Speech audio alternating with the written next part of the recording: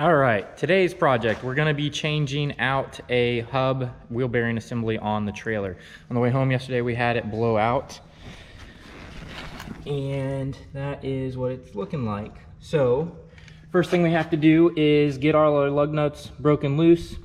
Then we're gonna jack it up, get the jack stand under there just for safety, get our counter pin out there, pull our nut off. We'll be able to pull this whole wheel and hub assembly all off, and then we'll get a new hub with bearings and everything and put it back on there. So we'll walk you through the process and show you everything that you need to do. So first you need to get it jacked up.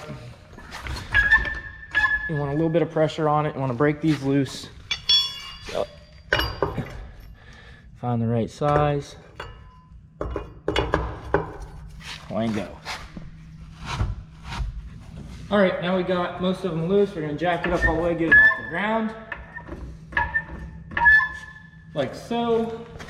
Make sure get a jack stand under here just for safety.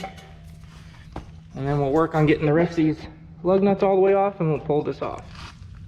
All right, now we got all the lug nuts off. Pop this wheel off here, like so. We'll end up taking that outside and getting the grease all off of it, clean it up real good. And now we're gonna take and there's usually a counter pin that runs through this, but you can see it's not there. It must have sheared off or there wasn't one to start with. But we're gonna work this nut off and then pull this hub off here and run to town and grab a new one and be able to replace it.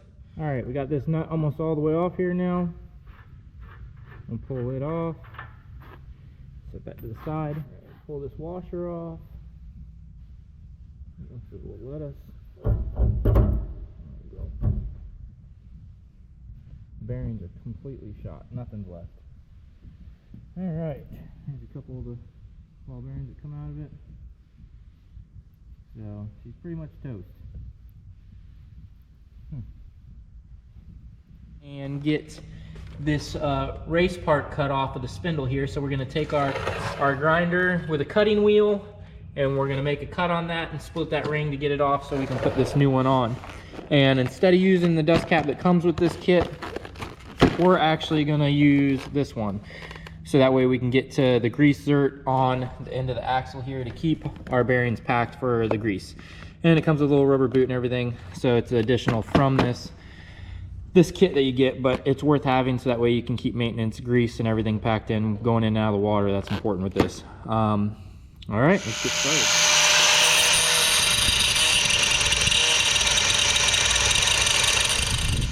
All right, made a cut through. Now we can slowly work this off of here.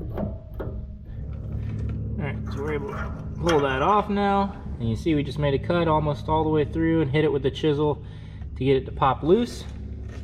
We pull that off. We're gonna get the rest of the spindle cleaned up where that grease is coming through to repack itself and get it ready for the next one. All right, so one thing you wanna do too is always check here where this flare is up on the spindle and make sure that you don't have any burrs and any sharp edges, anything that's been bent up or tore up. If you do, take a file and just slightly knock down the burrs. You don't wanna put any big cuts or dents in it, but just try to knock down any rough edges that are there, even using sandpaper or a sander with a fine pad on it. But we picked up our hub assembly from Napa, and it's the bigger style one, but you can get it there, complete bearings, it's pre-greased, everything ready to go. So all we'll do is make sure we get that your seal on the back side has to sit on here nice and easy, so you want to make sure that that doesn't have anything to tear it and rip when you're putting on. So that's your main thing to look for. All right, on this new hub assembly, it comes with two different size seals for it. We had to pull out the one that was in it and replace it with the new one it came with, just for a different diameter on your axle. Some have the flared, some are straight. This is a flared one, so it has to be the 3/8, not the 16th. So we switched that out and we're gonna get ready and put it on. All right, we got our hub back on. We put our washer on with our lock washer piece we have. We got our nut back on. We're gonna tighten this all the way up. Make sure it can spin freely. We'll put the wheel on, make sure it spins freely. Back it off a quarter turn till it moves freely enough. You don't want it cinched up too tight where it'll burn the bearings out on them, too much pressure on the bearings. So you're gonna tighten it up until it doesn't move, and then back it off a quarter turn until you get it where it moves freely enough it's comfortable. All right, so now we got our wheel back on. We put our lug nuts back on. We're just gonna snug these up and just get them to where they're snug so the wheel's fitting on there tight. And then we're gonna take and make sure that the bearings are set right. And we're gonna grease them until we have our grease come out. And then we're gonna put our new cap on, and that'll be it. All right, so we got the hub on, we tightened all our lug nuts, we put the wheel back on the ground, we got all our lug nuts tight to spec now, and then we jacked it back up. We made sure the tire would spin freely after we backed it off a little bit from it being stiff. Repacked the bearings with the grease all the way out to the front here where our dust cap is. Inserted our new dust cap or the quick release so we can get to it to grease it up a lot easier. That's pretty much it. So just everything you see goes in reverse when you're going back.